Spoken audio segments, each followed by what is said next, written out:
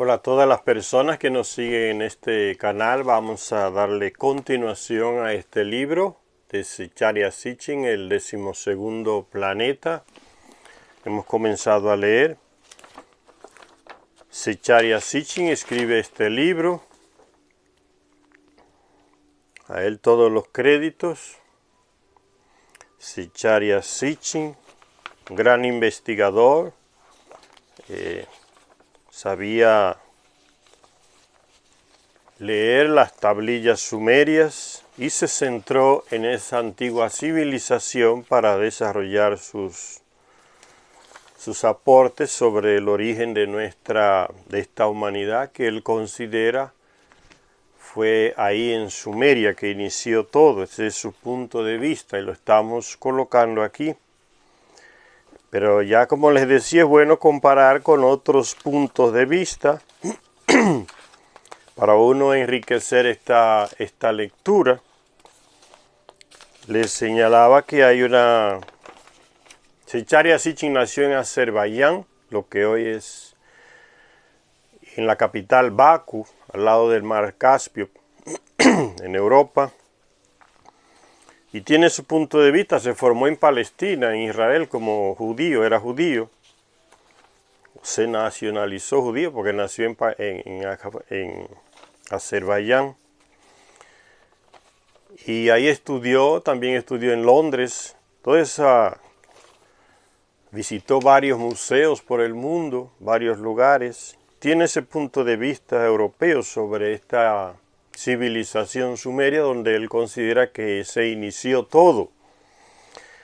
Y es bueno tener otros puntos de vista para uno enriquecerse. Por ejemplo, yo le señalaba el punto de vista de esta mujer, Ruth Amarilis Rodríguez Sotomayor, ecuatoriana residente en España, que también investiga y desarrolla sus aportes, sus teorías a partir de aquí, de América Latina, de su historia, de sus orígenes. Y yo creo que los dos, tanto Zecharia Sitchin como Ruth Amarilis Rodríguez, se complementan. Zecharia Sitchin nunca leyó los aportes de Amarilis, de Ruth Amarilis, y Ruth Amarilis dice que se leyó este libro de Zecharia Sitchin y los otros no lo leyó, o no lo ha leído hasta hoy. Está viva esta mujer. Entonces tiene un punto de vista también limitado sobre los aportes de Zecharia Sitchin. Nosotros que lo leemos a los dos, entonces tenemos ya una visión más amplia de los dos, de sus aportes. Entonces es bueno tener ese punto de vista ya más amplio para uno ir complementando. Ninguno de los dos tiene la intención de decir que es absoluto en sus aportes, en sus conocimientos que nos dejan, que nos dan. Y vamos a continuar con la 9ª continuación de este 12º planeta, el libro de Zecharia Sitchin. Fue el primero que él escribió sobre este tema de la presencia de estos hombres y mujeres que llegaron del planeta Nibiru y ayudaron a desarrollar la civilización sumeria. Y nosotros hemos leído primero aquel libro que se llama El libro perdido de Enki, porque como ya dijimos, creemos que es la base o el resumen de todos los otros libros que él escribe. Y ahora continuamos con este que fue el primero. Leyendo aquel ya uno se aclara muchas cosas, lo que dice aquí puede explicarlo mejor o entenderlo mejor. La 9ª continuación dice así, continuando hablando sobre los logros de la civilización sumeria, en que este escritor, Noah Kramer, de Estados Unidos, ya fallecido, considera que todo inició en Sumeria, y Zecharia Sitchin lo sigue a él en esos aportes. Entonces este Kramer se hace como una lista de todos los primeros, según él, los primeros que sucedieron en Sumeria. Dice el libro aquí, los logros materiales y espirituales de la civilización sumeria vinieron acompañados también por un amplio desarrollo de las artes interpretativas. Antes hablaba de las escuelas, de la agricultura, del comercio, de las estructuras de poder, el aporte legal. Ahora habla aquí: los aportes materiales y espirituales de la civilización sumeria vinieron acompañados también por un amplio desarrollo de las artes interpretativas, canciones, poemas.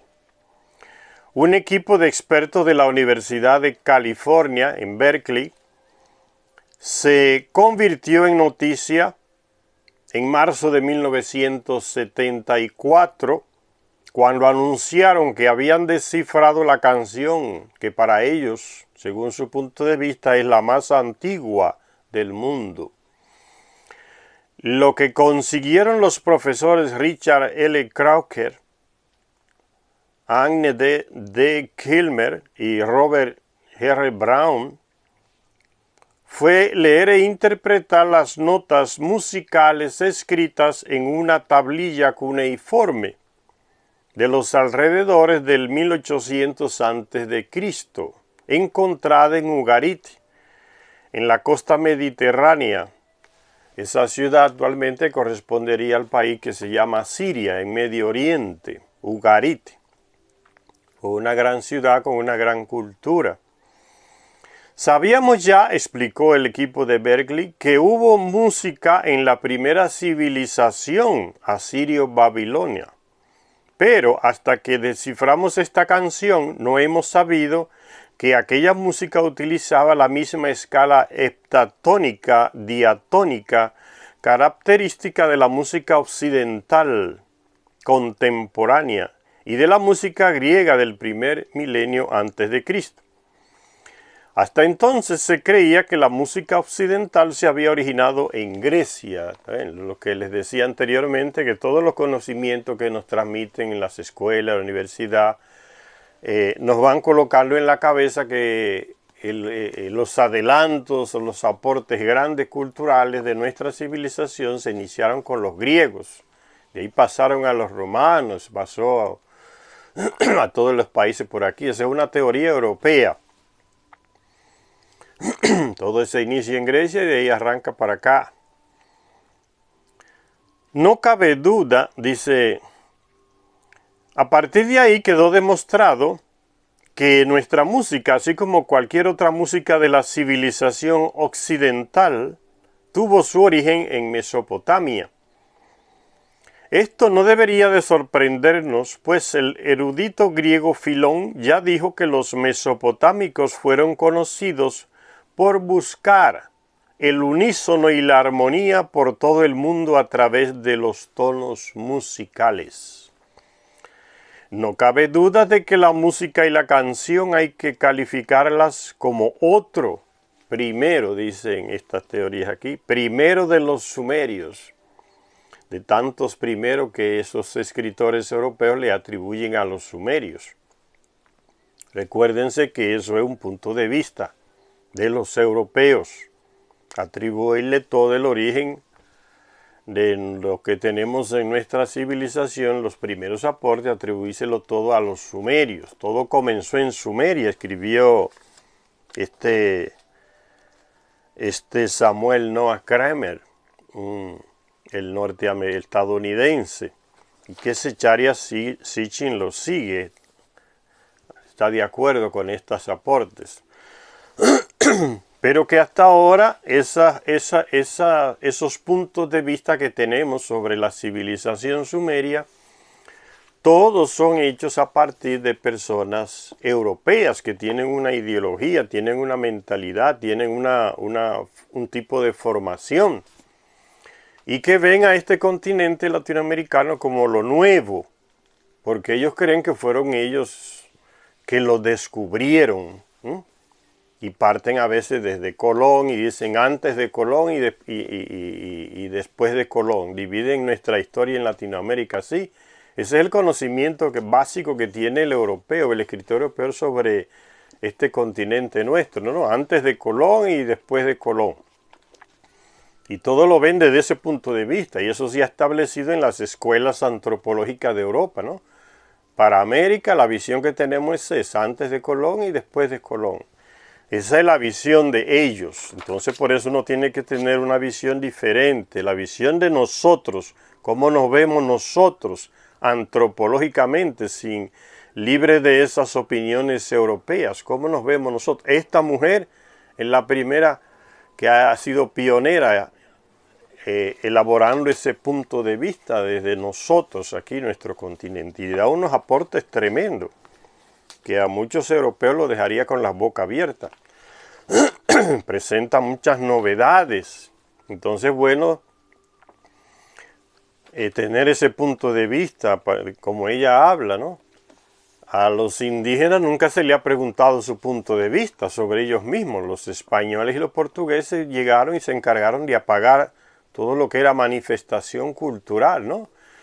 Y formar su punto de vista, ¿no? Somos nuevos, salvajes, civilizados por ellos los europeos, no teníamos ni idiomas, ni cultura, paganos, salvajes, todos esos calificativos los colocan los europeos en nosotros ahora.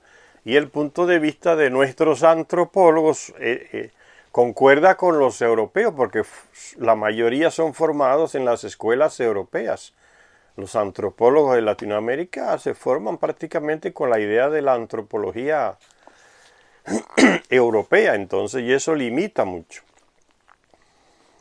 Es diferente que si un antropólogo asiático habla sobre Asia, que lo que diría un antropólogo europeo sobre Asia. Entonces, uno tiene que tener eso en la cabeza a la hora de estudiar antropología, el origen de las cosas, de nuestras culturas, ¿no? ¿Qué decimos nosotros mismos sobre nosotros y qué dicen los europeos sobre nosotros? ¿Qué dicen los asiáticos sobre nosotros? Son puntos de vista diferentes que se manifiestan en los escritos y en los estudios que se hacen. Por eso es importante. Todavía no ha aparecido una persona en Latinoamérica, una antropología que hable sobre el origen de Europa. Pero esta mujer lo hace. Y por eso es importante el estudio de Ruth Amaryllis Rodríguez Sotomayor. Es la primera latinoamericana que plantea esas antropologías y tiene una visión desde aquí hacia Europa o hacia Asia, que eso no se había hecho. Entonces es importantísimo buscar el aporte y leer los libros de esta mujer que todavía está viva. Ya está mayor de edad, pero está viva todavía. Aporta mucho. Y como todos, tiene sus limitaciones también. Nadie es perfecto ni quiere decirlo todo a nivel de conocimiento de nuestra humanidad, de lo que fuimos, lo que somos. Sigue diciendo el libro aquí. No cabe duda de que la música y la canción hay que calificarlas como otro primero, dice Zecharia Sitchin siguiendo a Samuel Kramer. Como otro primero del aporte de los sumerios, la música, dice. De hecho, el profesor Crocker solo pudo interpretar aquella antigua melodía después, la melodía que encontraron en las tablillas estos tres estadounidenses. Dice Zecharia Sitchin, no cabe duda de que la música y la canción hay que calificarlas como otro primero de los sumerios. Y de hecho, estos tres profesores de música de Estados Unidos, que ya mencionamos, solo pudieron interpretar aquella antigua melodía encontrada en las tablillas sumerias después de construir una lira, que es un instrumento musical con cuerdas, la lira. Y después de construir una lira como las que se habían encontrado en las ruinas de la ciudad de Ur, en el sur de Sumeria, la ciudad de Ur, aquella ciudad que en la Biblia se menciona como el origen de Abraham, la ciudad de Ur, aquí en el sur de Sumeria, de Mesopotamia. Está aquí la ciudad de Ur, por aquí debajo, ya, ahí en el Golfo Pérsico, la ciudad de Ur, fundada por los Anunnakis también. Y sigue diciendo entonces tuvieron entonces estos tres músicos estadounidenses para poder interpretar esa canción encontrada en una de las tablillas sumerias, tuvieron que construir, fabricar el instrumento con la que se tocaba, llamado la lira, que le llamamos hoy una lira, instrumento de cuerda. Una lira como las que se habían encontrado en las ruinas de Ur. Los textos del segundo milenio antes de Cristo señalan la existencia de unos números clave musicales y de una teoría musical coherente. Y la misma profesora Kilmer escribió tiempo después un libro llamado Las cuerdas de los instrumentos musicales, sus nombres, números y significados. La doctora Kilmer está mencionada, Anne Kilmer, escribió este libro. Que había muchos textos de ignarios sumerios en ese escrito. Ella dice que había muchos textos de ignarios, o sea, colección de himnos, ignarios sumerios que parecían llevar notaciones musicales en los márgenes. Los sumerios y sus sucesores tenían una vida musical plena. Eso lo descubrieron ellos. Pero uno lo define también, lo supone normal, ¿no? Una cultura tan grande en todos los aspectos musicales. Si había una cultura musical grande, pues es lógico que hubieran notas musicales escritas, signos musicales, canciones. Una cosa se desprende de la otra. No sorprende, por tanto, que nos encontremos con una gran variedad de instrumentos musicales, así como los cantantes y bailarines en plena interpretación, representados en sellos cilíndricos y en tablillas de arcilla. Como muchos otros logros sumerios, la música y la canción tuvieron su origen también en los templos. Recuérdense que a lo que se le llama templo no era más que la residencia donde vivía el Anunnaki. Y ahí quien administraba esa residencia, ellos nombraron a lo que se llama un sumo sacerdote, o sea, un jefe supremo de para que coordine y controle todo lo que se hace en la residencia. El Anunnaki prácticamente no hacía nada.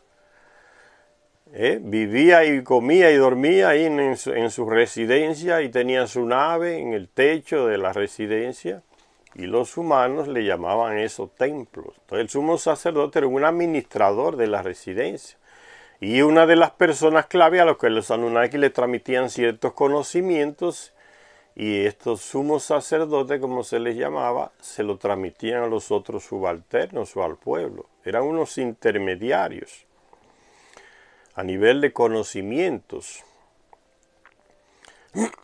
Dice entonces, en esos templos que se desarrolla, pues entonces es lógico que en esos templos, en esas grandes residencias de los Anunnaki, era donde se desarrollaba la cultura, porque ahí se concentraba el conocimiento que los Anunnaki le iban dando a esos terrestres, sumos sacerdotes, reyes, otros servidores, le iban dando poco a poco ciertos conocimientos y ciertas tecnologías. Entonces por eso en los templos se concentran estos avances, y de ahí desde ese local salían. Como muchos otros logros sumerios, la música y la canción tuvieron su origen también en los templos. Entonces no se imaginen un templo como las iglesias y las catedrales que tenemos hoy. Cuando se habla de templo en estos textos, hay que imaginarse la residencia del Anunnaki, una residencia grandísima, donde habían servidores terrestres de todo tipo, y los administradores, como ya dijimos, eran los sumos sacerdotes, y de esa casta, de ese grupo de personas, los Anunnakis elegían los que iban a ser los reyes. Entonces no se imaginen las catedrales de hoy y las iglesias de hoy cuando se habla aquí de templos. Entonces hay que imaginarse la residencia de los Anunnaki. Pero comenzando en el servicio de los dioses, Estas artes interpretativas acabaron dominando también el exterior de los templos, o sea, salieron a la calle. Estos aportes musicales que los Anunnaki le dan a los sumos sacerdotes en los templos, estos los transmiten al pueblo. Y entonces eso se va expandiendo, ese conocimiento musical, por todas partes, por todas las ciudades de esa época.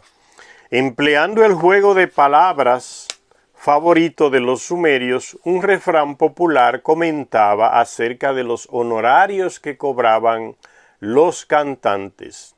Dice un texto: un cantante cuya voz no sea dulce es ciertamente un pobre cantante. Hoy esto no se aplica. Los criterios que reinan hoy en la música son los criterios comerciales. Cualquier disparate de música, cualquier cantor con una voz horrible puede ponerse en el top y, como dicen, en la cima de la música y ser seleccionada esa canción como la máxima, la más representativa, la que gana más premios. Es porque se vendió más, aunque sea la lírica, sea un disparate, o sea, las letras de la música sea un puro disparate. Entonces suben y la levantan rapidísimo y está en los primeros lugares, en las primeras emisoras. Porque lo que corre por delante de ese tipo de canciones y de cantores es el dinero. Y a veces el lavado de dinero del narcotráfico. Entonces los criterios musicales hoy para que una canción sea buena o no sea buena es el dinero, ¿no? El económico. Y ya son otros criterios distintos. Entonces dice que en aquel tiempo un cantante cuya voz no sea dulce es ciertamente un pobre cantante. Hoy, aunque no sea dulce, es un rico cantante, ¿no? Y se han encontrado muchas canciones de amor sumerias. Indudablemente se cantaban con acompañamiento musical. Sin embargo, la más conmovedora es una canción de cuna que una madre compuso y cantó a su hijo enfermo. Esto lo dice Zecharia Sitchin, es su opinión sobre una canción que se encontró. Imagínense cuántas miles no habrán en esas tablillas que no se han encontrado, canciones escritas. Pero para Zecharia Sitchin dice que no, esta es la única que encontraron hasta hoy, o hasta donde él estudió, y la coloca como lo máximo. Entonces, lo que quiero decir es, señores, que estos textos uno lo ve siempre desde lo que son, un punto de vista del escritor. Que esta sea la canción más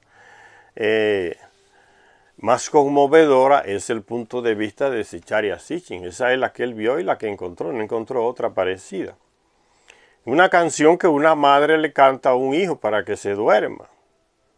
Dice así, dice que el hijo está enfermo. Ven, sueño, ven a mi hijo. Apresúrate, sueño, en venir hasta mi hijo. Haz dormir sus inquietos ojos. Estás sufriendo, hijo mío. Estoy turbada, estoy atónita. Miro fijamente a las estrellas. La luna nueva brilla en tu rostro. Tu sombra derramará lágrimas por ti.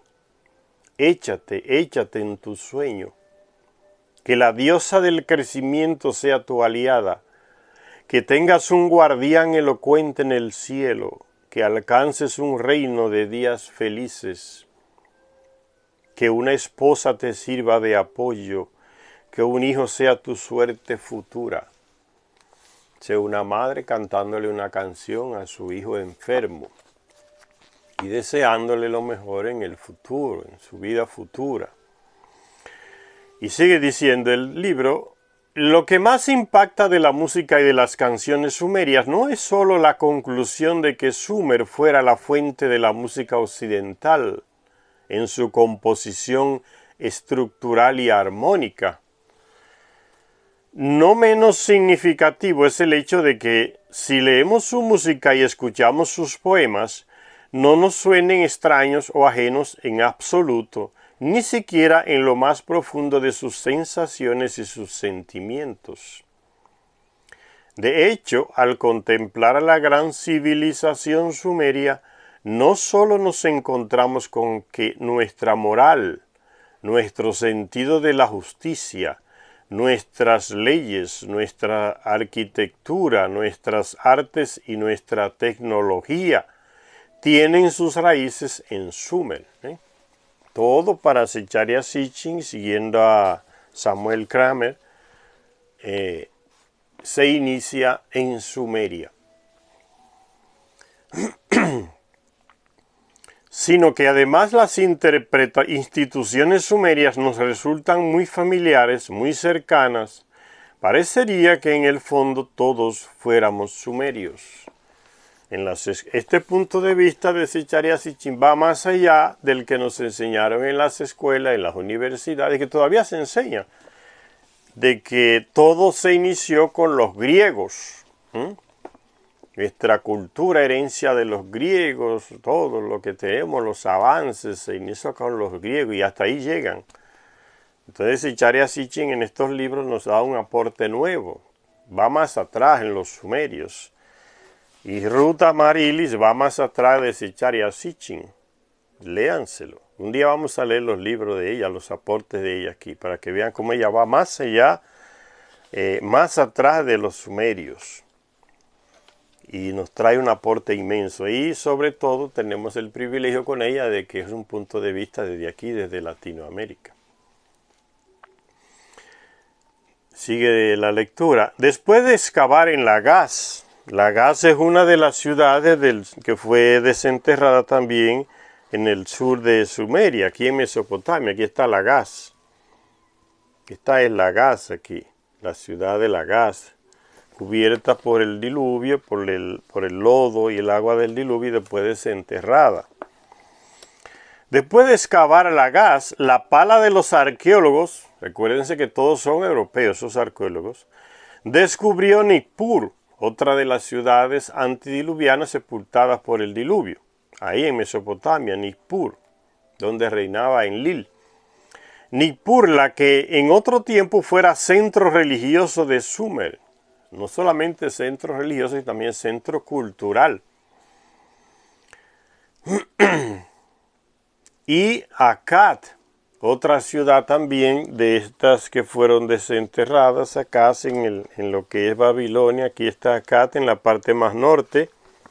Tenemos aquí Akkad, la parte norte ya de Mesopotamia. Está Akkad, por aquí está la del sur, por aquí está la parte norte. Otra de esas ciudades, acá donde viene el idioma acadio, la cultura acadiana.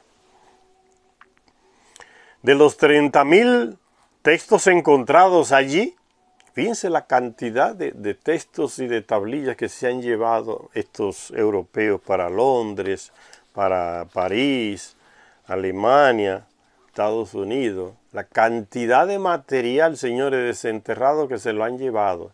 Y ni lo estudian ni dejan que los estudien. Zecharia Sitchin tuvo mucho problema también para estudiar las tablillas, ya como él dice en el Museo de Londres. El curador del museo, el encargado de cuidar esos museos, a veces ni le quería mostrar las tablillas. El director se negaba a hacer un estudio como Zecharia Sitchin se lo pedía. Mire, haga un estudio de tal cosa, de tales restos encontrados en Sumeria que pertenecen a una mujer que tenía el ADN de los Anunnaki. Dice que la directora comenzó a decirle, sí, voy a hacer, y de repente le envió una carta que renunció. Y cuando Zecharia Sitchin le dice, ¿y el estudio? Dice, no, ya yo no tengo nada a ver con el museo. O sea, hay gente que por detrás está presionando para que no se hagan ciertas investigaciones sobre estas tablillas. Entonces la tienen allá guardada, acumulada en los museos. Ni las estudian ni dan a conocer,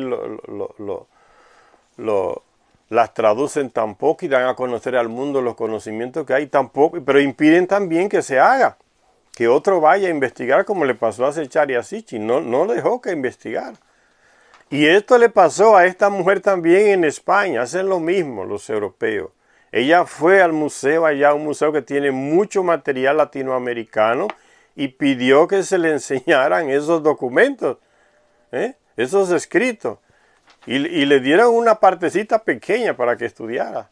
Hasta la amenazaron, mira, si sigues hablando así, criticando, no te dejamos estudiar nada. La misma actitud que tuvo aquella alemana con Zecharia Sitchin o de Londres. No dejan, tienen todo acumulado, a veces pudriéndose en polvo en los museos, y ni las interpretan, ni las traducen, ni permiten que otro vaya a investigarlas. Esa manía de los europeos, ¿no? Tienen el mundo atrasado por eso. Tenemos una cantidad de conocimientos en esos museos de ellos y se las llevan y las acumulan. Entonces ni las estudian, ni dejan que las estudien.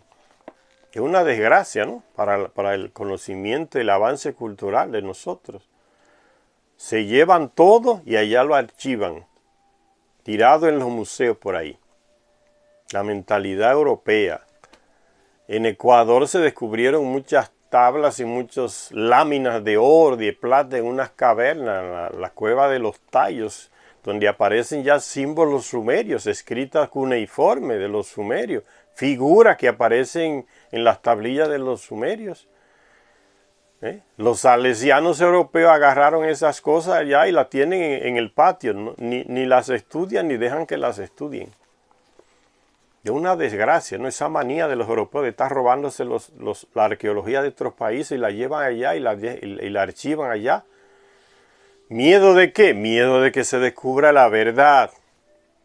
El miedo, el conocimiento da poder. Si de aquí vamos a estudiar nuestros orígenes que están allá en esas tablillas, en esos documentos que se llevaron a España, a Alemania, a Londres, a París o a Estados Unidos, podemos descubrir cosas que ellos no quieren. Y es por eso que lo hacen, se los roban, se los llevan, lo acumulan allá, que se pudran allá, pero ni los estudian, ni los publican y no nos permiten entonces que lo hagamos nosotros. Nos ponen trabas, el miedo, ¿no? El miedo. Por eso yo le decía, no se le puede dejar todo en manos de los antropólogos europeos, señores. Cuando uno estudia estas cosas hay que tener en cuenta. Esa gente tiene una mentalidad, fue influenciado mucho por la Inquisición que vino aquí a hacer una limpieza cultural horrible. La Inquisición llegó comenzando, ¿quemando qué? Quemando libros, quemando material cultural. Y los frailes locos aquellos colocando desesperados, escribiendo textos para suplantar los que habían sido quemados o habían sido llevados para allá, para Europa. Transcribían las cosas y colocaban lo que ellos querían. Entonces nos transmiten esa idea en los textos de ellos, ¿no? Los indios de aquí, los indígenas de América eran atrasadísimos, no tenían nada, no tenían escritura, ni los mayas, ni los aztecas tenían nada. Y esa es la idea que nos quieren transmitir. ¿Por qué esconden las cosas en Europa? Porque tienen miedo de que se descubra la verdad. El conocimiento y la sabiduría da poder. Entonces se lo llevan. No olviden estos lineamientos que les estoy dando, porque así es que está sucediendo hasta el día de hoy. Como le dije en el video anterior, la Academia de Ciencias de París le paga casi a todos los encargados culturales en todos nuestros países. ¿Para qué? Para que oculten, para que no hagan prácticamente nada a nivel cultural. Un estudio profundo, para que no financien los grandes arqueólogos o antropólogos nuestros que se van al fondo de nuestra cultura, investigan la herencia indígena, para que esa gente no haga nada, no le den dinero, que no le publiquen los documentos.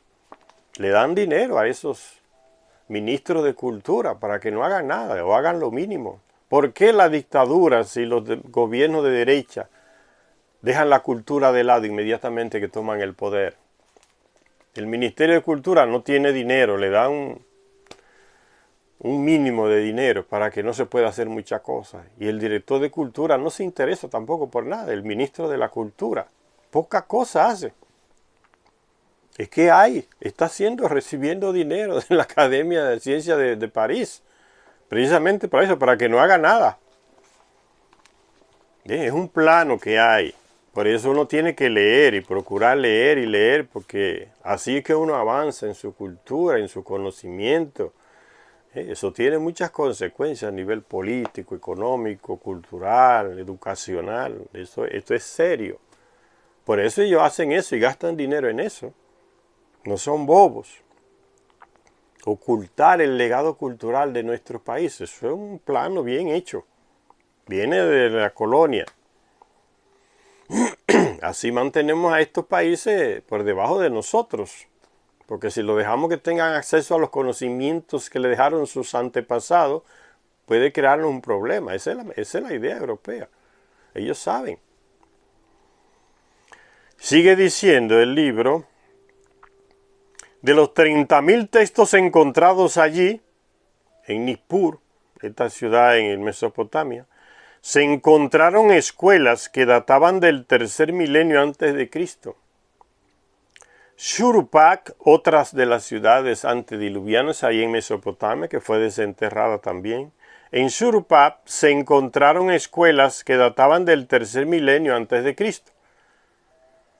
Los estudiosos en Ur, los estudiosos encontraron magníficos floreros, joyas, armas, carros de batalla, cascos de oro, plata, cobre, bronce, las ruinas de una fábrica de tejidos, registros judiciales y un alto sigurat cuyas ruinas aún dominan el paisaje. No se llevaron el sigurat para los museos de Europa porque no pueden cargar la ciudad, pero si no se la llevan también. Todo lo otro se lo llevaron. Y está allá todavía y no lo devuelven, no hay manera de que lo devuelvan. Se apropiaron ni se lo devuelven a esos países de Medio Oriente tampoco. Para que no conozcan su historia tampoco. Ya las cosas van cambiando un poco. Los egipcios ya tienen sus equipos de antropólogos, conservan sus cosas, pero si los europeos hubiesen podido llevarse las 3 pirámides, se las llevan en barco para el Museo de Europa y ganan dinero exponiéndolas allá. Se han llevado columnas en barco, columnas enteras. Están allá en los grandes museos de Europa, en el Louvre, en el Museo de Berlín, en el Museo en esos grandes museos europeos y en Estados Unidos. No se llevan las 3 pirámides porque no pueden. Pesan demasiado. Pero si no se las habían robado también. Y sigue diciendo, todos esos objetos que encontraron se los llevaron todo para allá, para esos museos europeos.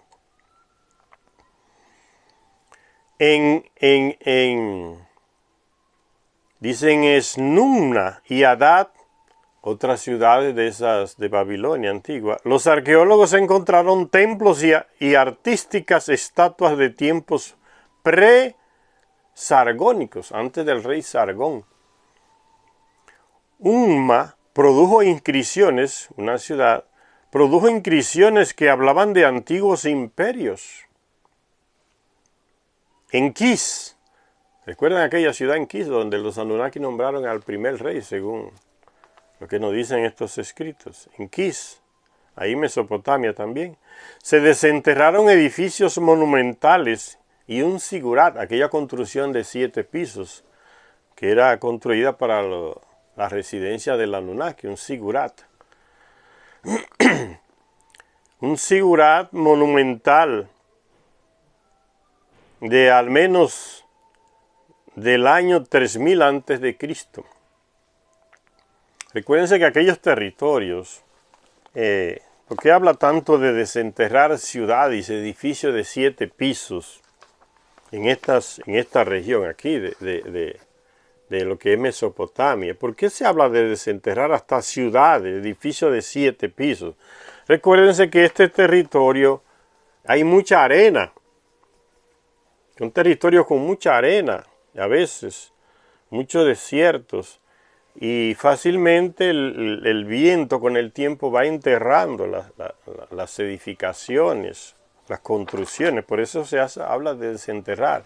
Y recuerden también que el mayor enterramiento de ciudades y de construcciones la provocó el diluvio.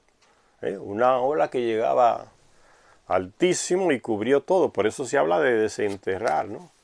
Todo lo cubrió el diluvio, está todo bajo el lodo ya, bajo el terreno, por eso se habla tanto de desenterrar. La arqueología de desenterrar, eso es lo que hacen los europeos en esa región. Hay que desenterrarlo todo porque el diluvio lo fue cubriendo todo. lo cubrió todo. Y sigue diciendo la lectura, el libro, Uruk, otra ciudad, ahí en Mesopotamia, ya que en la Biblia se le llama Erech, hizo remontarse a los arqueólogos hasta el cuarto milenio antes de Cristo. Allí encontraron la primera cerámica de colores cocida en horno. Ve, Zecharia Sitchin sigue a Samuel Kramer. Lo primero fue en Sumeria, por eso él dice aquí, la primera, dice la primera. Allí encontraron la primera cerámica de colores, como que ya en otra parte del mundo no había. Ese es el punto de vista de estos dos señores, véanlo desde ahí las cosas, ¿no? La primera cerámica de colores cocida en horno. En otro lugar no la había, para ellos no la había en otro lugar. Por eso lo colocan la primera. Todo comenzó en Sumeria, es el punto de vista de estos estudiosos europeos. Allí encontraron la primera cerámica de colores cocida en horno, así como las evidencias de haber sido los primeros en usar la rueda de alfarero, que sigue esa línea de que todo comenzó en Sumeria, como ya les dije, que este fue el primero que planteó eso, Samuel Noah Kramer, el estadounidense este. Todo comenzó en Sumeria y Zecharia Sitchin sigue esa línea. Todo comenzó, como todo comenzó allá, entonces ellos escriben el primer esto, el primer aquello, el primer tal cosa. Dice, los primeros en usar la rueda de alfarero, ¿será verdad? Entonces uno ve los escritos de esta mujer, los planteamientos de esta mujer latinoamericana, ecuatoriana, sobre esos primeros, sobre esas culturas sumerias, sobre las culturas europeas, y uno amplía su abanico de ideas, su abanico de pensamiento, ¿no? Amplía su conocimiento. Fue realmente lo primero allá, como escriben estos antropólogos europeos, entre ellos Zecharia Sitchin, Samuel Noah Kramer. Una calzada de bloques de caliza es la construcción de piedra más antigua encontrada hasta la fecha, ¿ven? En Uruk, los arqueólogos encontraron también el primer zigurat, un inmenso montículo de fabricación humana, en cuya cima se elevaban un templo blanco y un templo rojo. Bueno, y las construcciones en Tiwanaku, Bolivia, pues es lo que le estoy diciendo. Los antropólogos europeos también vienen aquí, van a Bolivia y ellos son los que le dan la datación, le colocan el tiempo de antigüedad a las cosas con su método del carbono 14 y otro que han creado. Y ellos que son europeos y que tienen ese punto de vista ya de que los sumerios son los primeros, entonces le ponen un tiempo de inicio de esta construcción de Tiwanaku según lo que ellos tienen en la cabeza.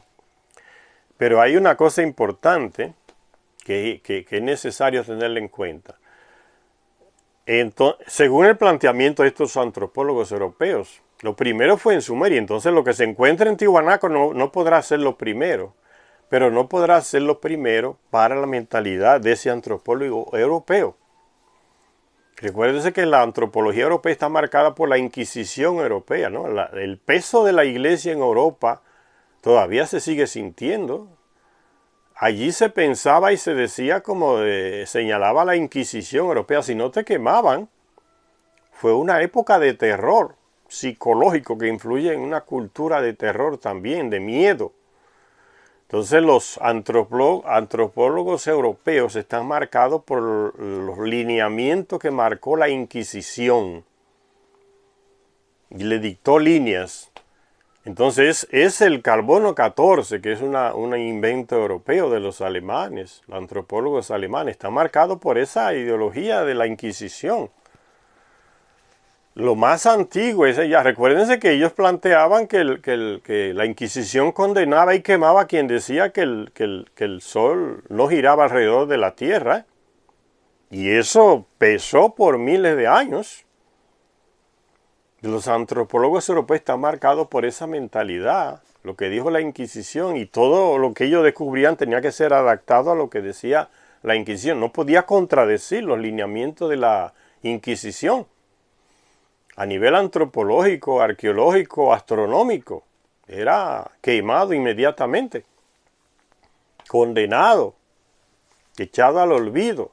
Podía morir en la miseria cualquier estudioso que contradijera. Entonces eso del carbono 14 fue adaptado a la cronología que colocó la Inquisición.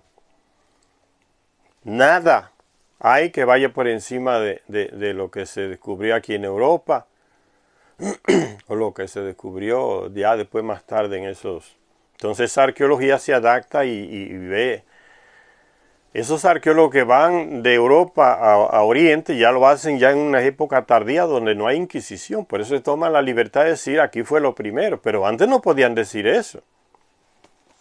No existía esa capacidad, esa posibilidad de contradecir. Entonces eso del carbono 14, el límite de antigüedad fue adaptado a los lineamientos que marcó la Inquisición.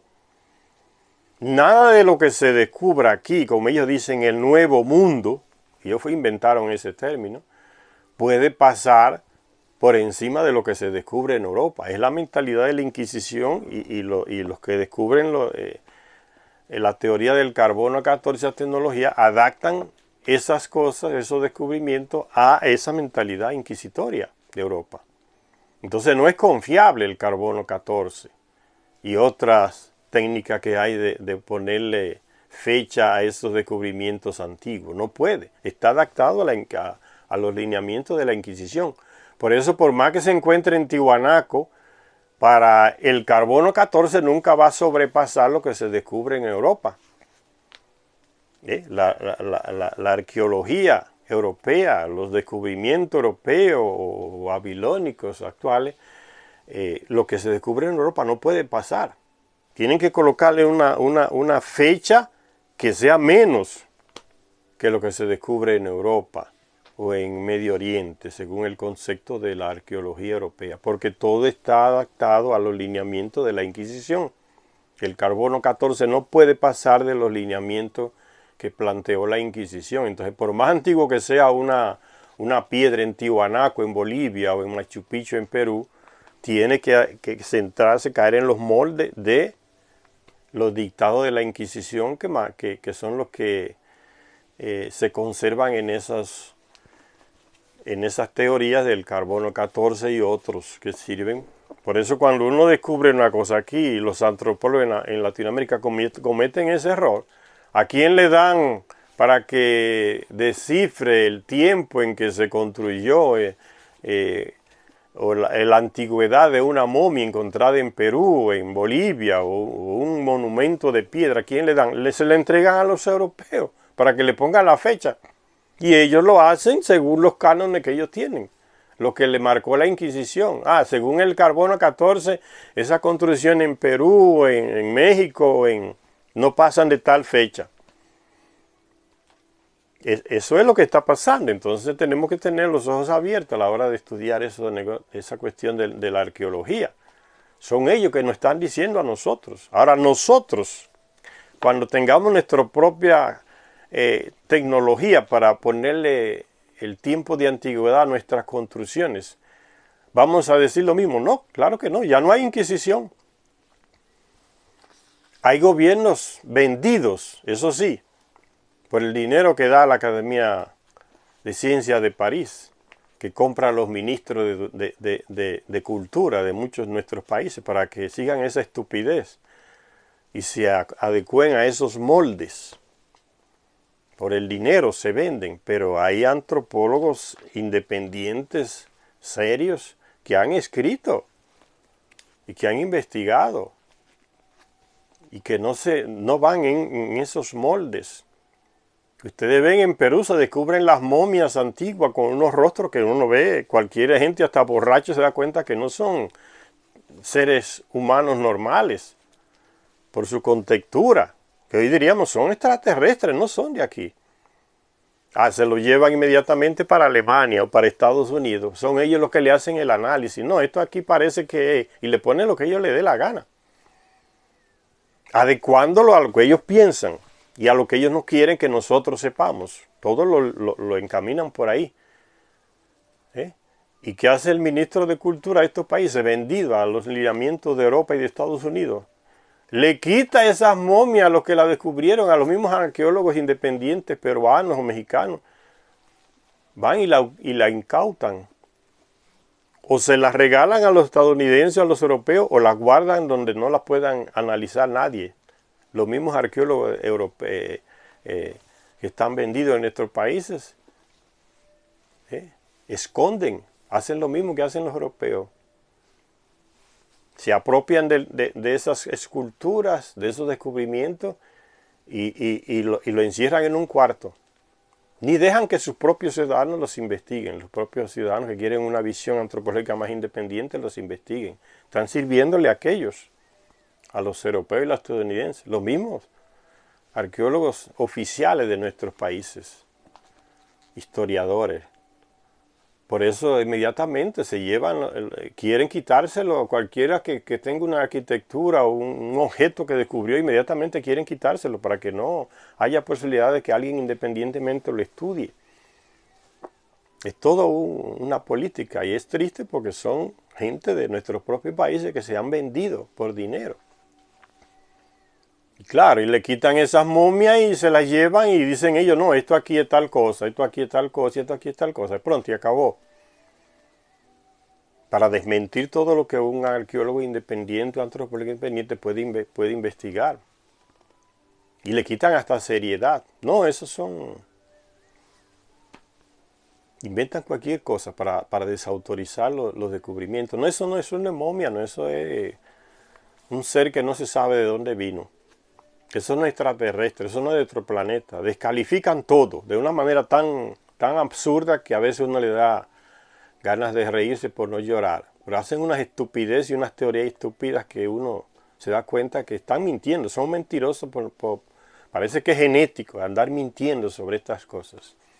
Entonces los mismos antropólogos de nuestros países, los encargados de la cultura, van y capturan esas piedras,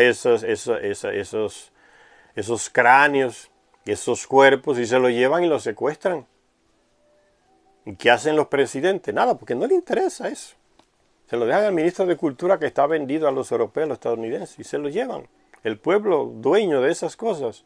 Patrimonio cultural del pueblo son esas cosas. No tiene acceso a eso. Eso es lo que está pasando. Y sigue diciendo la lectura. Los primeros textos inscritos del mundo se encontraron también aquí. Todo en Mesopotamia, en Sumeria. Los primeros textos inscritos del mundo.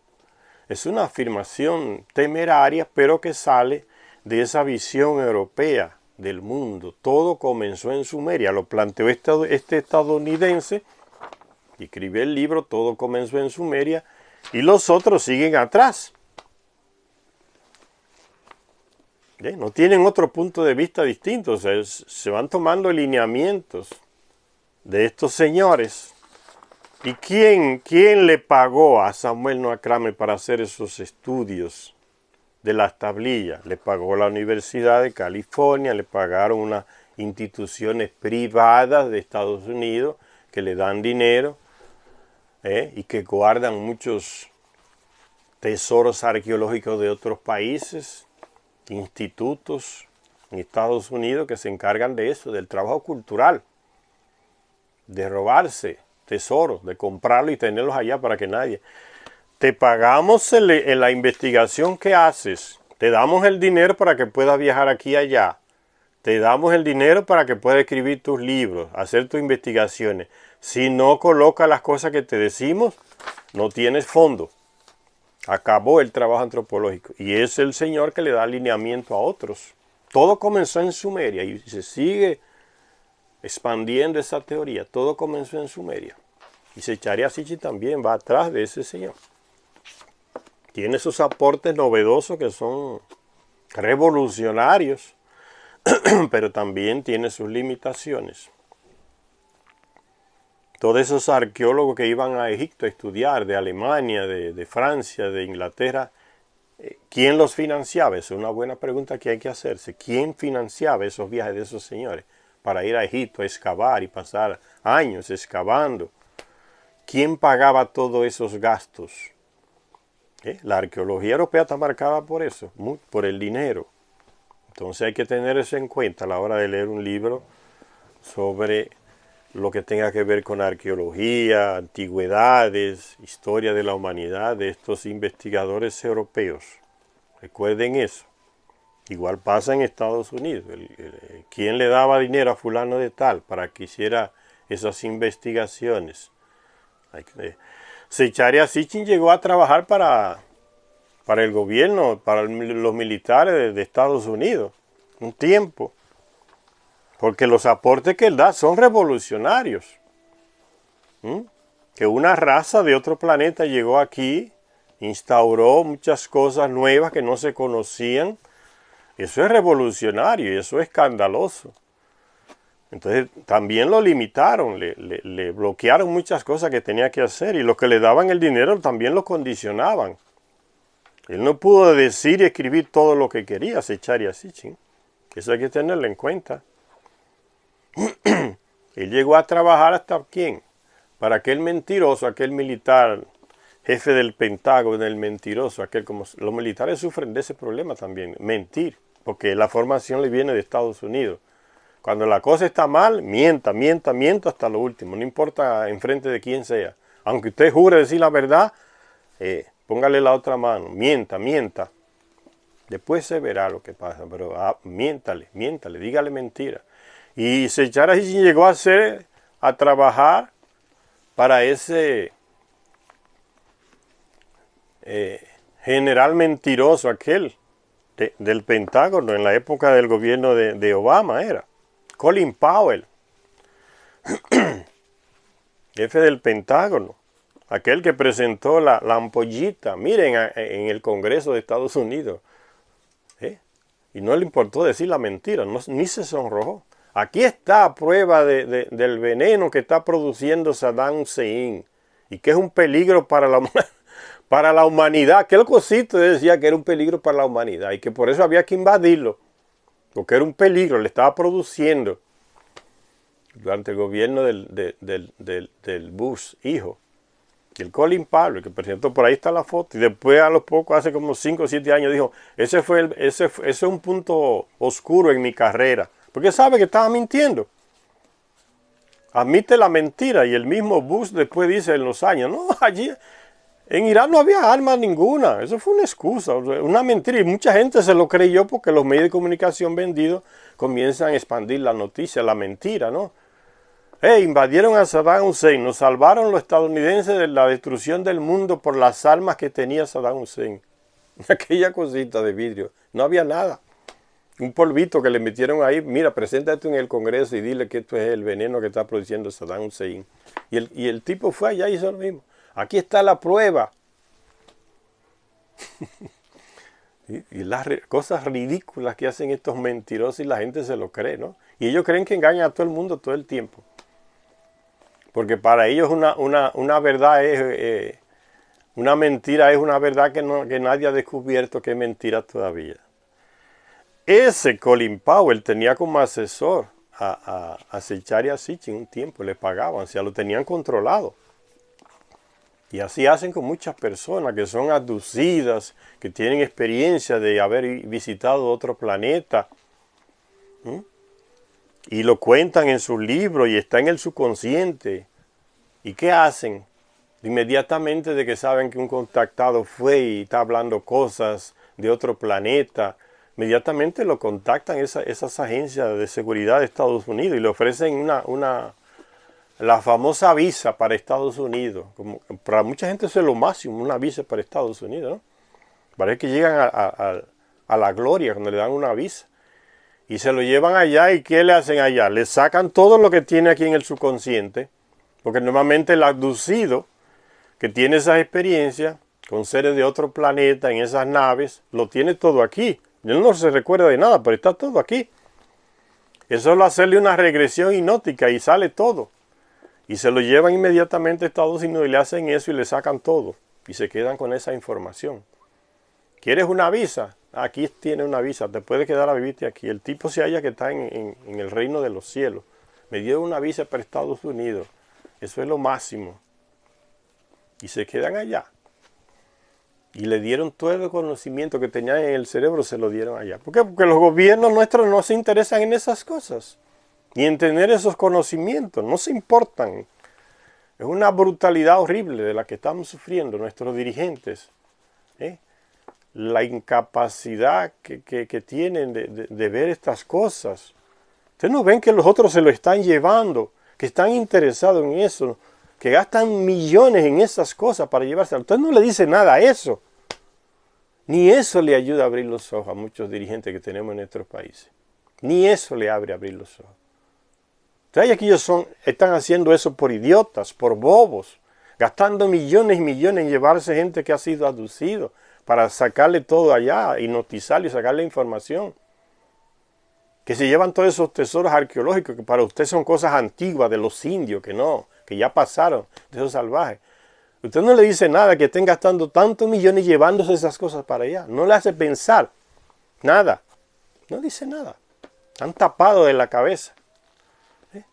Las cosas que son del pueblo, deja que se la lleven ellos. Y ni eso le hace la vida. A muchos de nuestros gobernantes, por no decir casi todos, caen en esa ignorancia, señores. No se interesan, no leen, no se instruyen sobre esas cosas. ¿Cuántos presidentes de nuestro país tienen un equipo de antropólogos, de sociólogos, de teólogos independientes que lo asesoren? Ni uno tiene. Se lo dejan todo al supuesto Ministerio de Cultura. ¿Y a quién colocan como ministro de Cultura? A un político de su partido, de otro, para darle encargo. Pero el tipo no sabe nada de cultura, nunca estudió eso. Son cargos políticos. Y está ahí y le dan dinero y que se lleven todo. No me interesa eso. Son cosas antiguas, que se las lleven. Es el ministro de Cultura que tenemos a veces, señores. Bien, la ignorancia es una desgracia, no nos deja avanzar. Por eso cuando conseguimos libros así nuevos, aportes nuevos, vemos la dificultad que uno tiene para conseguir estos escritos, estas investigaciones, cómo la desautorizan, cómo le quitan el dinero, cómo no esconden las cosas, la bloquean o bloquean al investigador independiente, porque es una política ya hecha para eso. Sigue diciendo el texto, los primeros textos inscritos del mundo se encontraron también aquí. O sea, en otra parte de otra cultura del mundo no hay textos, según lo que dice aquí, ¿no? Los primeros textos del mundo. Es una pretensión de conocer a profundidad todas las culturas del mundo y aplicarle a la de los sumerios, que son los primeros en todo. Y cuando uno lee estas cosas, uno dice, no, eso está limitado, eso no puede ser así. Ningún antropólogo, ni Zecharia Sitchin, ni nadie ha tenido acceso a todas las culturas del mundo, a las cosas más profundas, porque todo es visto a partir del punto de vista europeo. Lo que ellos descubren, parten de ahí, lo que ellos descubren. Entonces es el punto de vista europeo que se ve como el centro de la civilización de esta humanidad. Se ven ellos así.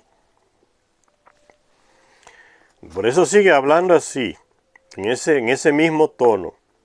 Los primeros textos inscritos del mundo, dice, se encontraron también aquí, en Uruk, Erech, así como los primeros sellos cilíndricos.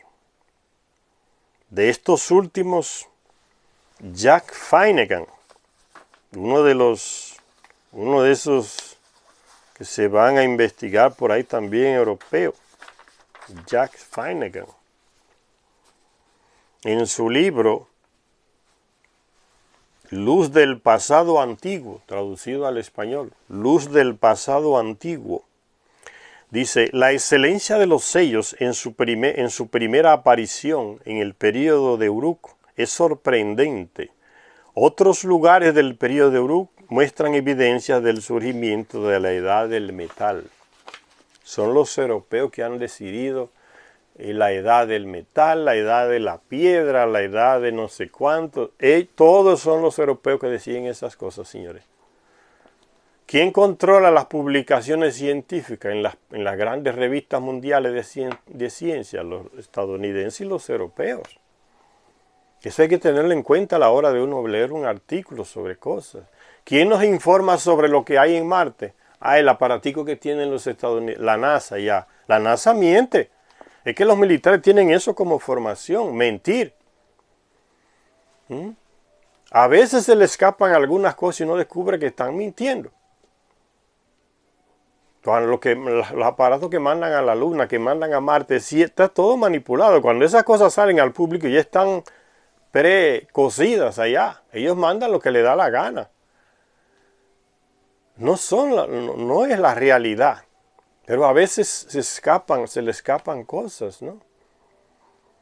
Un aparatico está volando sobre el terreno y parece que en el mismo terreno de Marte que lo ponen el tiempo todo. No se mueve de donde está. Si se mueve en ese círculo pequeño de algunos metros, siempre están enfocando la misma cosa. A veces se descuidan y aparecen una cosa en la foto de Marte o de la Luna. Y los independientes que investigan es que descubren cosas distintas. Un rostro, una puerta en una... Espera aquí aparece una puerta. Esto es una puerta, eso es una línea. La naturaleza no crea líneas rectas, diseñadas. Inmediatamente aparece el de la NASA. No, eso es una depresión del terreno provocado por las piedras, fruto de la acción del viento, y por ahí sigue hablando un monte de disparate que uno dice, pero ¿y qué es esto? No le importa. Miente, invéntate cualquier cosa, di que eso es una creación del viento, que en la imaginación del cerebro, por tal y tal cosa que acontece, que sucede en el cerebro humano, el cerebro hace pensar que eso, y te manda la imagen de que eso es una puerta. Y te terminan descalificándote. O sea, ni tú sabes lo que tú viste. Eso es lo que ellos te dicen. En Marte igual, en la Luna igual. Aunque tú veas que es una construcción que hay ahí, hecha con cuadros y cuadrados y líneas y rectángulos. No, eso es fruto de la acción del viento por causa del tipo de piedra, y por ahí van y siguen hablando tanto disparate que el que lee se da cuenta que están mintiendo de una vez y da risa. Son ridículos. Eso es lo que se ha venido haciendo, señores. Por eso es importante estos libros. Y no leer estos libros como hacen muchos en YouTube, eso por leer y leí, pronto, y acabó. Hay que analizar, porque los libros estos están para que nos clarifiquemos la mente, para que tengamos una sabiduría que se nos está escondiendo hace mucho tiempo, muchos años, señores.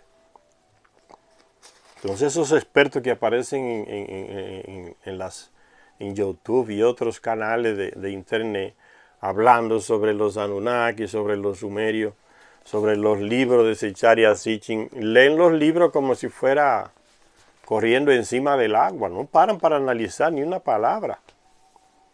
Y la gente que ve esos videos dice, esto fue una maravilla, qué maravilla, es puro disparate, eso es para ganar dinero. No están informando, están desinformando.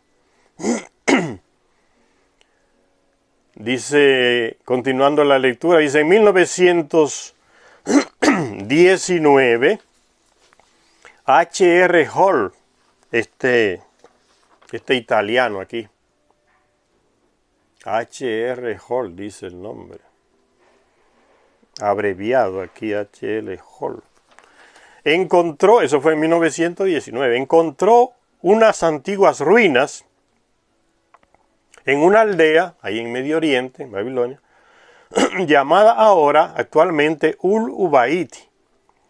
El sitio daba su nombre a lo que los expertos consideran ahora como la primera fase de la civilización sumeria. La primera fase de la civilización sumeria. ¿Quién garantiza que fue así? Pues ellos mismos. Son los que dan las líneas. Peor el que se lo cree así, ¿no? La primera ciudad sumeria. Las ciudades sumerias de aquel período, que iban desde el norte de Mesopotamia hasta las estribaciones más meridionales de los Sagros, fueron las que utilizaron por primera vez ladrillos de arcilla, paredes enyesadas, mosaicos decorativos, cementerios con tumbas alineadas, objetos de cerámica pintados con diseños geométricos, espejos de cobre, cuentas de turquesa, un tipo de piedra preciosa, la turquesa, turquesas importadas, cuentas de turquesas importadas, pero no dice de dónde las importaron, si dice que eran las primeras, de dónde las importaron, no dice. Turquesas importadas, pintura para los ojos, tomahawks de cobre, tomahawk un tipo de hacha, ¿no?, que se lanza, el tomahawk. Ropa, casas y por encima de todo templos monumentales. Cuando uno lee y ve los detalles, uno se da cuenta que hay muchas cosas que quedan en el aire y uno no puede pasarla así leerla, ¿no? Seichari Asichi también implícitamente reconoce sus límites, ¿no? ¿De dónde vino tal cosa? Eso no se sabe, se pierde en el tiempo, se está diciendo, no, yo no sé. Entonces uno tiene que tener en cuenta esas afirmaciones cuando uno lee estos libros, no pasarlos así corriendo, porque la gente no se va a instruir entonces, se va a desinformar. Fíjense lo que dice aquí. Cuentas de turquesas importadas, pero ¿de dónde? No dice, él no sabe. Eso es lo que está queriendo decir, yo no sé de dónde fueron importadas. Pintura para los ojos, tomahawks de cobre, una hacha. Tomahawk es un hacha de mano que se usa para luchar. Los indígenas en Norteamérica y en otros lugares la usan, en otras partes del mundo se usa para un arma de lucha.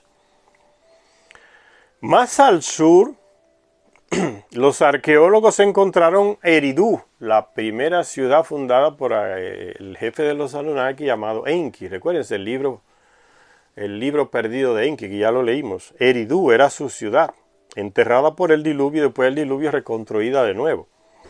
Eridu, la primera ciudad sumeria, según los textos antiguos. A medida que las excavaciones iban avanzando, se encontraron con un templo dedicado a Enki, Dios del conocimiento sumerio, que daba la impresión de haber Dios. Cuando hablan de Dios, póngalo entre comillas, ¿no? Dios. Ellos se declararon Dios y metieron ese cuento hasta el día de hoy, los dioses. Dios del conocimiento sumerio, que daba la impresión de haber sido construido y reconstruido una y otra vez. ¿Por qué le aclaro esto sobre Dios?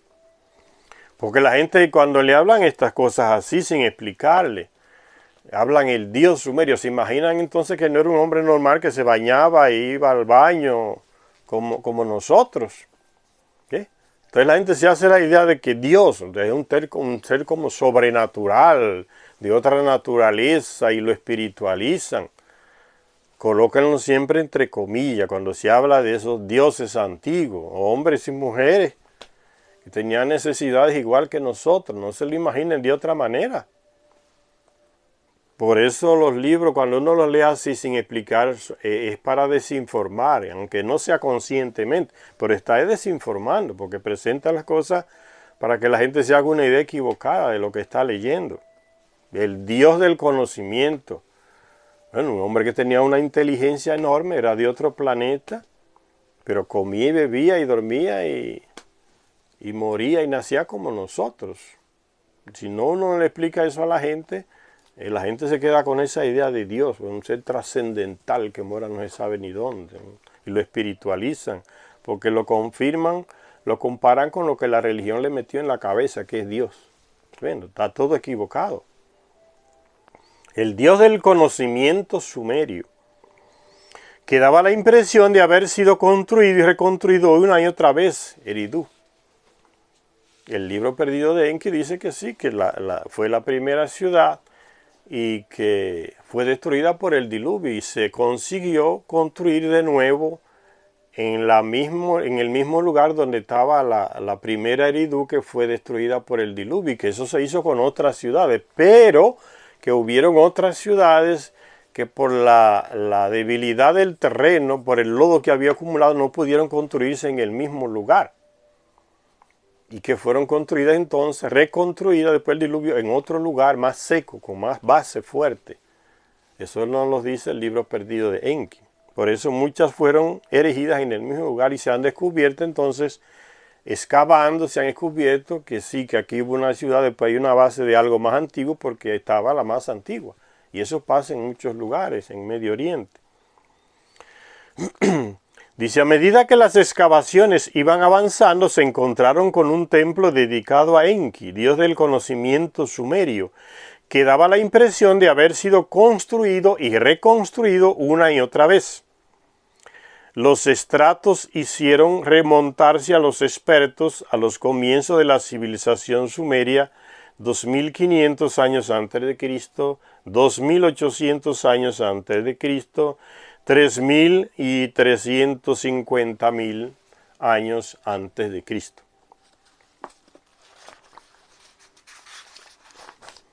Después, las palas con las que excavan, las palas se encontraron con los cimientos del primer templo dedicado a Enki en la ciudad de él. Siempre había un templo, la residencia del Anunnaki, de eso que está hablando, el templo. Dice, los cimientos del primer templo dedicado a Enki. Por debajo de esto se encontraba el suelo virgen. Entonces ya no había más construcción. Nada se había construido antes. La datación rondaba en el 3800 a.C. Ahí es donde comenzó la civilización, concluye Zecharia Sitchin. Esa es la conclusión de Zecharia Sitchin, recuerdes. No solo fue la primera civilización, en el sentido más veraz del término. Ahora, ¿qué hubiese dicho Zecharia Sitchin si hubiese leído los descubrimientos de esta mujer? Ya yo que hubiese mudado de idea, cambiado de idea. Entonces, y eso sería normal, haber hecho eso, pero no se conocieron, no llegaron. Entonces, por eso le dice, hay que leerse varias versiones para uno complementar y no tomar estas afirmaciones como un dogma y tenerlas como un dogma, ¿no? Miren lo que dice él aquí. No cabe duda de que dónde comenzó la civilización. Están convencidos de que fue en Sumeria, que inició todo. Puede ser y no puede ser. Entonces hay otros puntos de vista distintos. No estamos diciendo que es mentira. Puede ser y no puede ser. Él llegó hasta ahí y descubrió eso y lo relata como él es fiel a lo que él descubrió. Ahí es donde comenzó la civilización. No solo fue la primera civilización, en el sentido más veraz del término, también fue la civilización más vasta, omniabarcante, más avanzada en muchos aspectos que las demás culturas de la antigüedad que la siguieron. Eso es verdad. Puede ser que sí, puede ser que no. No hagan de esa afirmación un dogma. Recuérdense bien, siempre mantenga la mente abierta a otros descubrimientos, a nuevos descubrimientos, a nuevas aportaciones. Estas afirmaciones hay que tomarlas como un punto de vista y que es reforzado con los descubrimientos arqueológicos que él señala. Desde ahí hay que ver todo eso, pero aún así ponerle un límite, no tomar esto como lo absoluto. Ya, fue así pronto y acabó. Él lo dice aquí. No es así que la historia nuestra humana no camina así. Es más complicada. Todavía no sabemos ni lo que hay en el fondo del mar. Entonces esas afirmaciones así como que pretenden ser absolutistas, ¿no? Indudablemente fue la civilización sobre la que se basa nuestra civilización. Puede ser que sí. Pero todavía no sabemos lo que hay en el fondo del mar. ¿Qué hay debajo del agua de los océanos? Hay tierra. ¿Y qué hay debajo de esa tierra más allá? Eso no lo sabemos. Puede ser que haya otra cosa. Todavía no sabemos ni lo que hay en el agua de los océanos. Entonces hay que tener un poco de mente abierta a la hora de cuando uno lee estas afirmaciones, así que parecen absolutas, incuestionables. Hay que tener cuidado. Habiendo comenzado a utilizar piedras como herramientas unos 2.000 millones de años atrás, ¿y si antes de los 2.000 millones había una civilización? Y se descubre como lo mismo que sucede con la Sumeria, con una arqueología que descubre objetos, libros. ¿Y si sucede eso? Por eso le digo, hay que tener la mente abierta. 2000 millones de años atrás, y si antes había algo, y se descubren restos de ese antes, entonces leer estas cosas no con la mente dogmática, sino con la mente abierta a otras cosas. Y todo en la vida es así, señores. Lo que tu papá y tu mamá te enseñaron a hacer de una manera, no te lo enseñaron para que tú lo hagas eternamente así, porque ellos lo aprendieron de otro. Y antes no era así, ellos aprendieron una manera de hacer las cosas, y esa manera que ellos aprendieron de otras maneras que había te la transmitieron a ti. Entonces no las absolutices esa manera. Con tu inteligencia tú puedes mejorarla, puedes actualizarla. Ah, no, que esa fruta se corta así porque me enseñó mi papá y mi mamá, pero ahora puede ser que se corte mejor. Se superó el conocimiento antiguo. Y ese es el camino de la humanidad, ir superando las cosas, porque para eso es que tenemos capacidad de crear cosas nuevas, porque si no, no avanzáramos. Con esa visión dogmática de museo de piedra, fue así, así va a ser eternamente. No, no es así que funciona la cosa. En ningún aspecto de tu vida las cosas, ni tu propio cuerpo, ni el universo, ni el mundo, todo se mantiene girando, avanzando. El universo también. Hoy hay un planeta en tal lugar y tú lo ves, está allá. Puede ser que mañana, o sea, en un tiempo lejano, aparezcan dos, donde había uno. Pero no hay que cerrar la mente, señoría, a nada, a nada, a nada. En ningún aspecto de la vida, del ser humano, de la naturaleza. No puede cerrarse. Hay que tener la mente abierta siempre a otra y no asustarse por lo nuevo. Ay, yo siempre vi un solo planeta, ahora hay dos. Bueno, es que las cosas van avanzando, van evolucionando. Eso es lo que ese es el mensaje que te está mandando. No es para que entres en pánico y en miedo. Es un nuevo planeta que nació, como nació el que tú veías antes. Así nacen otros. En la vida todo es así, señores. No se cierra nada. Abrirse a lo nuevo. El que tiene miedo a lo nuevo no avanza. Se cierra y se tranca como un museo. Guardan cosas viejas. Hay que ver las cosas así. Dice, unos 2000 millones de años atrás. 2000 años atrás. 2000 millones de años atrás. O 2 millones. No, aquí dice, estoy leyendo equivocado. Dice así. Habiendo comenzado a utilizar piedras como herramientas unos 2 millones de años atrás, ¿ve?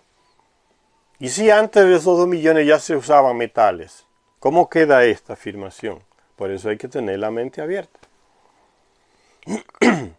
Y después dicen, no, que suponíamos que ya no había más nada y ahora de repente se descubre un pedazo de hierro dentro de una piedra. ¿Qué es eso? No cuadra, hay algo que está extraño.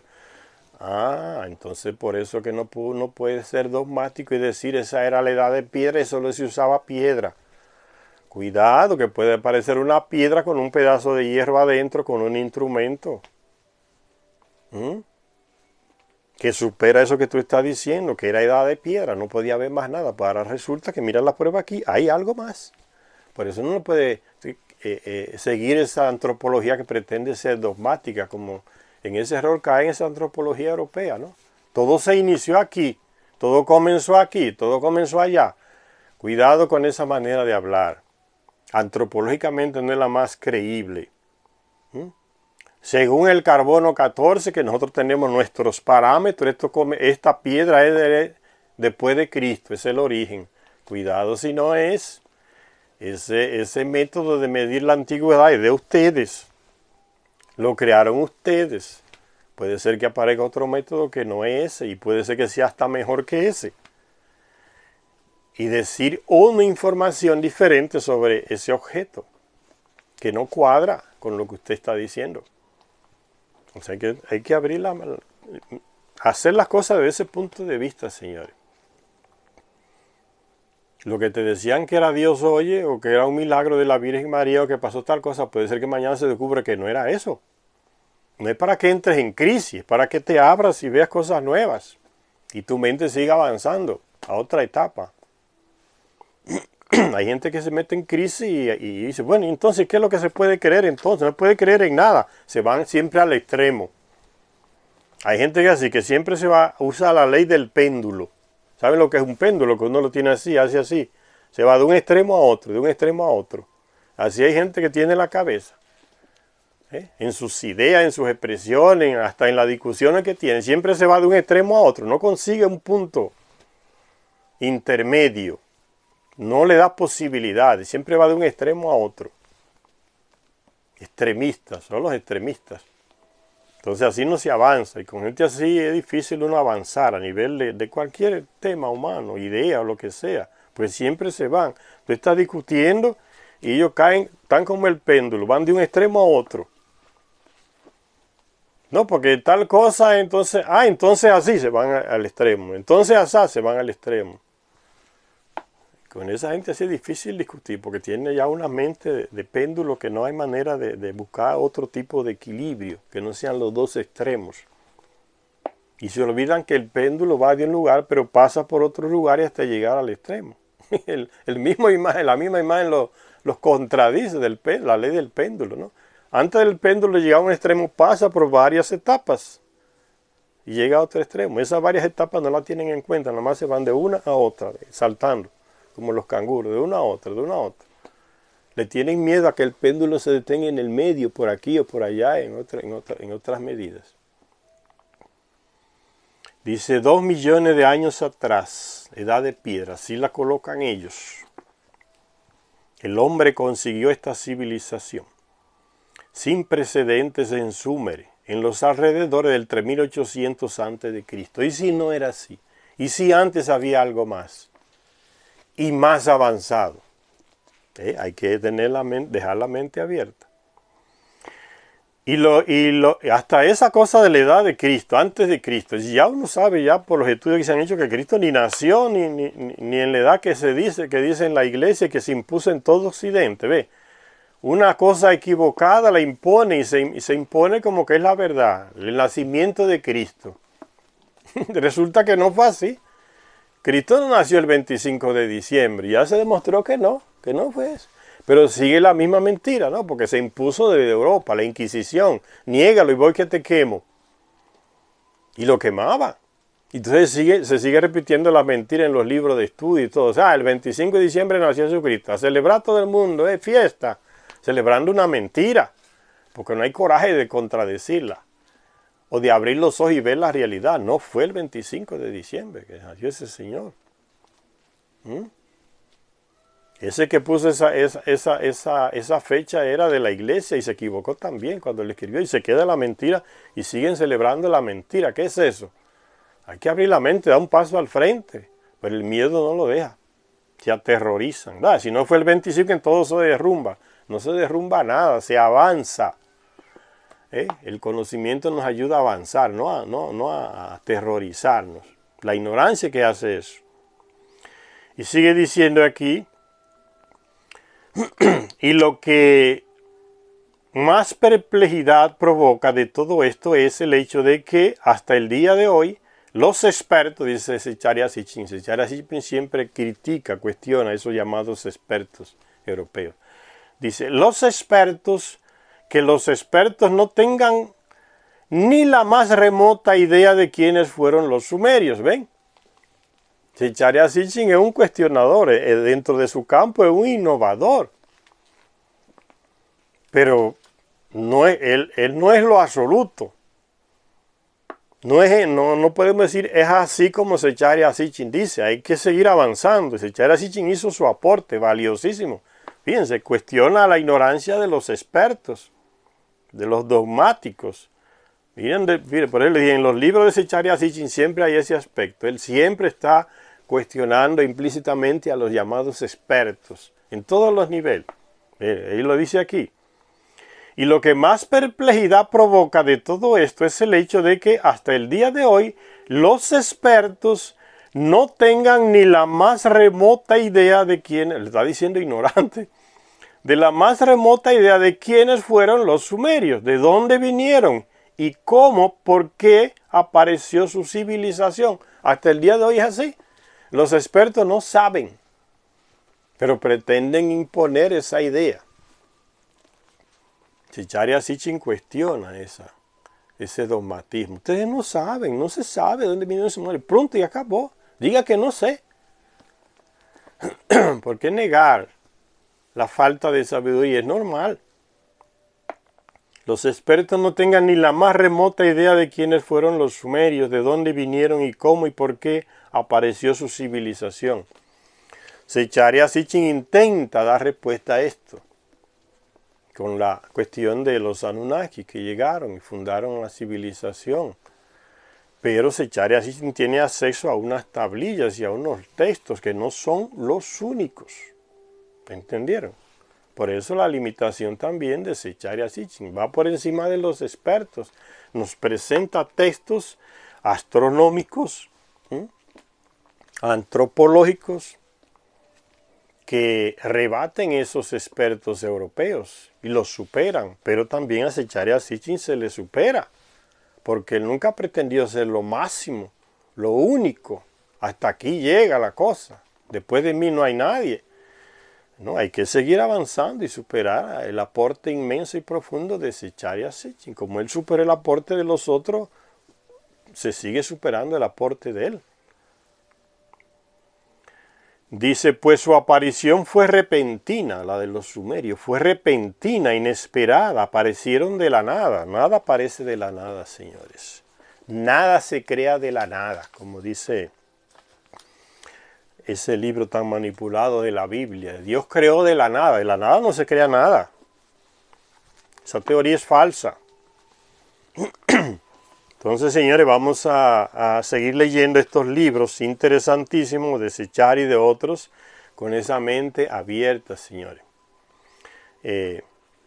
Vamos a parar esta lectura por acá y en la próxima seguimos con la 10ª continuación de este libro, el 12º planeta. Nunca se cierren, nunca se tranquen, nunca se digan eso es así y no hay más nada. No se puede cerrar cuando se habla uno en estos aspectos de conocimiento y de cualquier aspecto de la vida humana, señores. Abrirse, eso ayuda mucho a crecer, a desarrollarse, a vivir menos estresado, a tomar la vida con más serenidad. Nos enseñaron que la muerte es lo último y hay gente que le tiene terror a morirse. Entonces lo puede enfocar desde otro punto de vista. No, morirse es un descanso. Yo estoy sufriendo, estoy con un cáncer. Entonces morirte es una liberación. Ese cuerpo ya no aguanta tanto dolor, tanto sufrimiento. Entonces morirme va a ser una fiesta para mí. Una liberación. ¿Por qué no ves las cosas desde ese punto de vista? En lugar de matarte tú y decir, no, si él se muere, yo me muero y me quito la vida, mi vida no tiene sentido. No hagas a nadie indispensable en tu vida. Las personas son necesarias para vivir ciertas circunstancias, ciertos aspectos de nuestra vida, nos ayudan, pero no la hagas indispensable. Cada vida es cada vida. Puede ser que la muerte de ella sea una liberación de tanto dolor, tanta enfermedad, de tanto sufrimiento moral. Murió, se liberó. Velo de ese punto de vista. No te amargues la vida eternamente porque fulano se murió, fulana. Entiende la muerte de otro punto de vista. Ese cuerpo se fue, ya no sufre, ya no llora, ya no está. Y eso causa un cierto tipo de angustia en las personas, pero hacer eso indispensable en tu vida al punto de llegar a tú querer autodestruir la tuya por eso. Estás equivocado. Tu vida es tu vida. De ti se espera un aporte. Todos los niveles. Entonces hay que tener la mente así, señores. Ver las cosas siempre como si fuera la mente como un arcoíris de muchos colores. No hay nada que sea preto, negro o blanco. La vida humana no es así, el ser humano no es así, el universo no es así, el mundo no es así, la naturaleza no es así. ¿De dónde te vienen esos esquemas tan limitantes? Gracias por la asistencia y continuaremos después con nuestra lectura y nuestras aportaciones.